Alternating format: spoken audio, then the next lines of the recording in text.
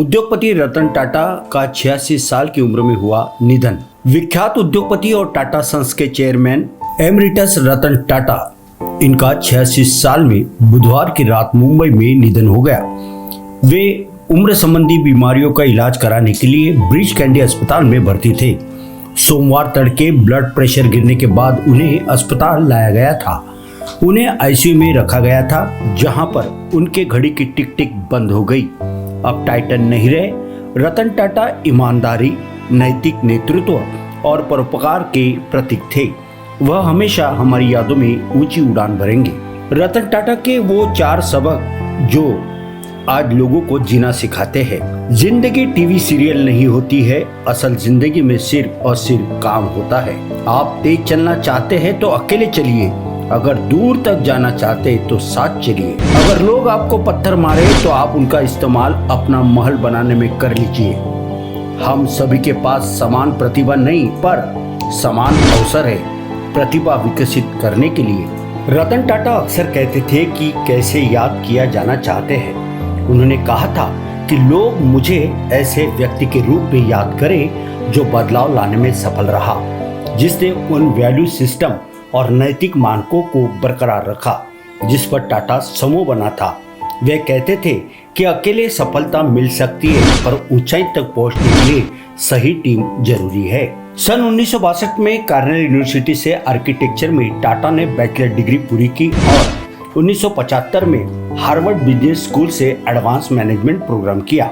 सन 2008 में टाटा समूह ने ब्रिटेन की दिग्गज कार कंपनी जगुआर का अधिग्रहण किया। मुंबई हमले की बरसी पर तब टाटा ने कहा था कि मुंबई हमले में जो विनाश हुआ उसे कतई कभी भी भुलाया नहीं जा सकेगा।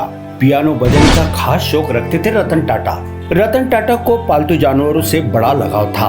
उनके 2 पालतू डॉग है। एक बार उन्होंने बंकिंघम पैलेस से आया न्योता सिर्फ इसलिए ठुकरा दिया था क्योंकि उनके पालतू डॉग की तबीयत खराब थी। रतन के नेतृत्व में आवारा कुत्तों के लिए मुंबई में बॉम्बे हाउस पास शरण स्थल बनाया गया है। बॉम्बे हाउस टाटा सन्स का हेडक्वार्टर भी है। रतन टाटा एक बिजनेसमैन होने के साथ प्रशिक्षित पायलट भी थे।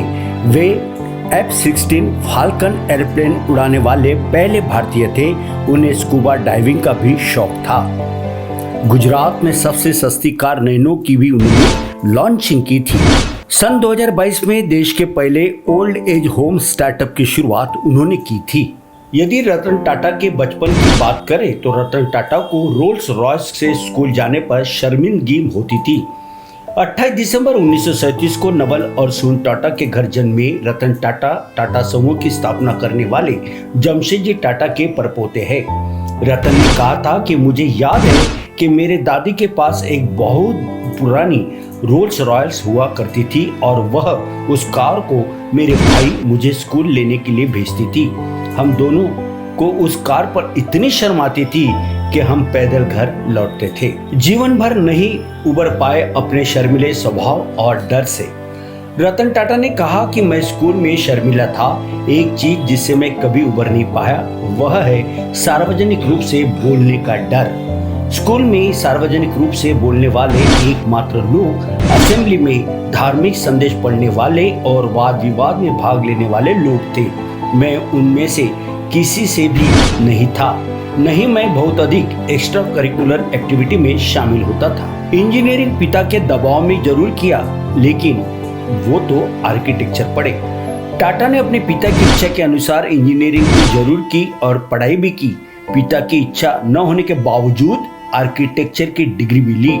उन्होंने दोनों कोर्स 7 साल पूरे किए थे। टाटा ने एक लेख में लिखा था कि मैं और मेरे पिता करीब थे और नहीं भी थे।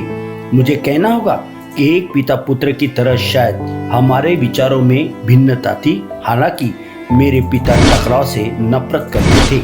अमेरिका में बसना चाहते थे रतन टाटा, लेकिन दादी की वजह से वे भारत लौटे। स्कूल के बाद रतन टाटा अमेरिका की कार्नेल यूनिवर्सिटी में पढ़ने चले गए। यहाँ उन्होंने आर्किटेक्चर और इंजीनियरिंग की डिग्री ली। सन 1955 से 1962 तक वहाँ रहने के बाद रतन लॉस एंजल्स में बसने के लिए तैयार हो गए थे। दादी नवाजबाई की तबीयत खराब होने पर टाटा को भारत लौटना पड़ा। सन 2011 में उन्होंने कहा था कि मैं लॉस एंजल्स में बहुत खुश था। असिस्टेंट की शुरुआत की, किसी को नहीं लगा कि चेयरमैन बनेंगे। अपने करियर की शुरुआत असिस्टेंट के तौर पर की थी। सन 1962 में टाटा को समूह की प्रवर्तक कंपनी टाटा इंडस्ट्री में नौकरी का प्रस्ताव मिला। सन 1977 में रतन टाटा को जिम्मेदारी मिली मशीन कोर के दिन बहुराने की। रतन टाटा उसमें सफल रहे, लेकिन निवेश नहीं मिला और सन 1986 में वह कंपनी बंद कर दी गई। किसी को नहीं लगा था कि रतन टाटा कभी जेआरडी के उत्तराधिकारी बनेंगे। मां के लिए किया था डिजाइन और विमान का भी शौक था। रतन टाटा को रतन टाटा अक्सर कहते थे। वास्तुकला ने उन्हें एक समझदार कारोबारी लीडर बनाने में मदद की। हालांकि इस कला का उपयोग करने के लिए मुट्ठी भर अवसर ही मिले। उन्होंने अपनी मां के लिए एक घर डिजाइन किया था। विमान, तेज कारें और स्कूबा डाइविंग उनके स्थायी जुनून रहे हैं। रतन टाटा 2007 में F-16 फाल्कन को चलाने वाले पहले भारतीय थे। ताज हमले के बाद पाक कारोबारी से नहीं मिले थे रतन टाटा, ये एक सबसे बड़ी बात है। सन 2008 में मुंबई अटैक के दौरान ताज होटल के स्टाफ ने जान की परवाह किए बिना मेहमानों की रक्षा की थी। टाटा ने सभी घायल कर्मचारियों का अपने खर्चे पर इलाज कराया था। ताज की रिपेयरिंग के लिए 2 पाकिस्तानी कंपनियों ने भी टेंडर भरा। जब रतन टाटा को पता चला तो उन्होंने पाकिस्तानी कंपनी को टेंडर देने से साफ इनकार कर दिया। कारोबारियों तक वे नहीं मिले। वादा निभाने में रतन टाटा बहुत ही मजबूत थे। 1 लाख की कार का उन्होंने अपना वादा भी निभाया। ये बात है सन 2009 की। उन्होंने देश की सबसे सस्ती कार बनाने का वादा किया था। उन्होंने ऐसी कार बनाई थी जिसे भारत का मिडिल क्लास भी खरीद सके। उन्होंने अपना वादा पूरा किया और 1 लाख रुपए में टाटा नैनो लॉन्च की थी। भले ही यह गाड़ी इतनी सफलता हासिल नहीं कर पाई, लेकिन रतन टाटा ने अपना वादा बखूबी के साथ निभाया। बंगाल में विरोध के बाद गुजरात से सानन से कार लॉन्च हुई। टाटा समूह को शीर्ष पर पहुंचाने वाले रतन टाटा अब नहीं रहे। उन्होंने अपनी संपत्ति का 65% से अधिक हिस्सा शिक्षा, स्वास्थ्य और गांवों के लिए दान किया। 68 वर्ष बाद टाटा ने एयर इंडिया की कमान दोबारा अपने हाथ में ली और 10 बड़े फैसले भी उन्होंने किया था। उन्हीं में से एक था पहली पैसेंजर कार। ये बात है 1998 की। टाटा समूह ने रतन टाटा के नेतृत्व में पहली passenger car Tata indica launch की। 2 साल की अवधि में यह कार अपने समूह में नंबर 1 ब्रांड के रूप में उभर कर आई। तो वहीं दूसरा फैसला था टेटली का अधिग्रहण। टाटा टी ने 2000 में ब्रिटेन की सबसे बड़ी चाय टेटली समूह का अधिग्रहण किया। टेटली दुनिया का दूसरा बड़ा चाय उत्पादक और वितरण कंपनी थी। टाटा का ये तीसरा फैसला काफी अहम था। टाटा AIG। सन 2001 में टाटा समूह ने अमेरिकन इंटरनेशनल ग्रुप इंक से यह करार कर इंश्योरेंस सेक्टर में वापसी की। इससे पहले 1919 में टाटा ने न्यू इंडिया इंश्योरेंस की शुरुआत भी की थी। चौथा जो उनका फैसला था काफी अहम था, VSNL पर नियंत्रण। सन 2002 टाटा समूह ने विदेश संचार निगम लिमिटेड के नियंत्रणकारी शेयर हासिल किए। यह न्यूयॉर्क एक्सचेंज में लिस्टेड पहली सरकार कंपनी थी। 5वां फैसला TCS की रिकॉर्ड आमदनी। सन 2003 TCS देश की पहली सॉफ्टवेयर कंपनी बनी जिसके राजस्व ने $1 अरब का आंकड़ा पार किया। 1 साल बाद कंपनी लिस्ट हुई। तो वही 6वां फैसला, फिल्मों में भी हाथ रतन टाटा इन्होंने जमाया। सन 2004 में साइकोलॉजिकल शिलर एतबार बनाई। अमिताभ जैसे बड़े नाम होने के बाद भी फिल्म नहीं चली। 9.5 करोड़ की फिल्म 4.25 करोड़ कमा सकी। इसने वर्ल्ड वाइड कलेक्शन 7.96 करोड़ रहा। 7वां फैसला न्यूयॉर्क एक्सचेंज में लिस्टिंग का था।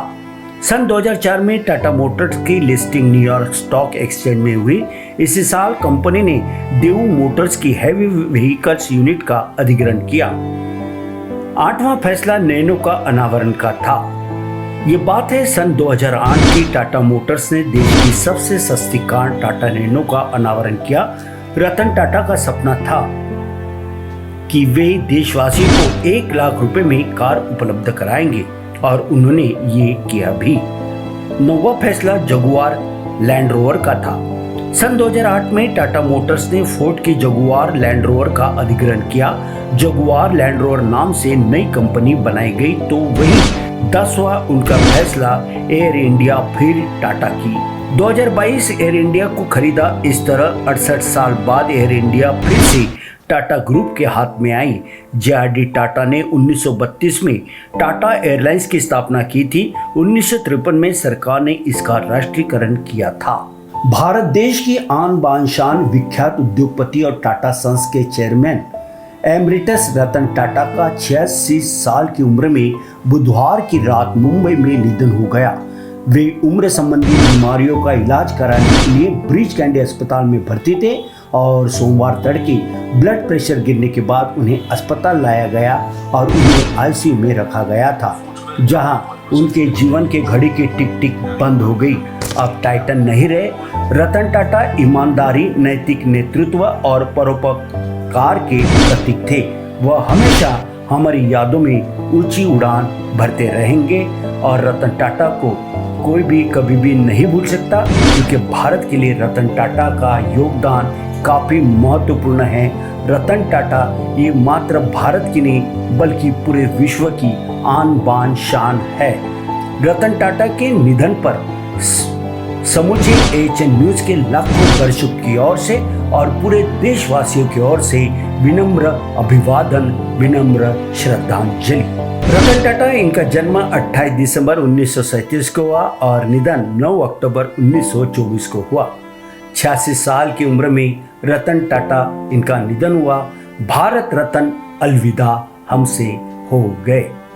यूं ही कभी किसी की तारीफ नहीं होती और कोशिश करने वालों की कभी हार नहीं होती। इस बात को रतन टाटा इन्होंने 86 साल की उम्र में भी चरितार्थ किया है। आज रतन टाटा इनके कामकाज को लेकर हम सभी काफी खुश हैं, क्योंकि हर घर में जो चूल्हे जल रहे हैं वे मात्र रतन टाटा के वजह से है। रतन टाटा, इन्हें सदियों तक याद रखा जाएगा।